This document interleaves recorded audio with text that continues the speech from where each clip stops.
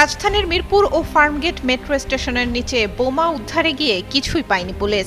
Mirpur ১০ metro স্টেশনের নিচে থাকা ব্যাগে ছিল জর্দার কৌটা ও পান, আর ফার্মগেট স্টেশনের নিচে থাকা বস্তাটি ছিল সম্পূর্ণ খালি। পুলিশ জানায়, শনিবার ঢাকার মিরপুর ১০ নম্বর ও ফার্মগেট মেট্রো স্টেশনের নিচে ব্যাগে মোড়ানো ককটেল সদৃশ বস্তু দেখতে পায় পুলিশ। আতঙ্কিত হয়ে সাময়িক বন্ধ রাখা হয় মেট্রো স্টেশন। খবর দেওয়া হয় ডিএমপির counter terrorism and transnational crime ইউনিটকে। ঘটনাস্থলে গিয়ে ব্যাগ দুটি উদ্ধার করে সিটিটিসির সদস্যরা। পরীক্ষায় নিশ্চিত হওয়া যায় বস্তার ভেতরে কোনো ধরনের বিস্ফোরক বা বিপজ্জনক বস্তু নেই।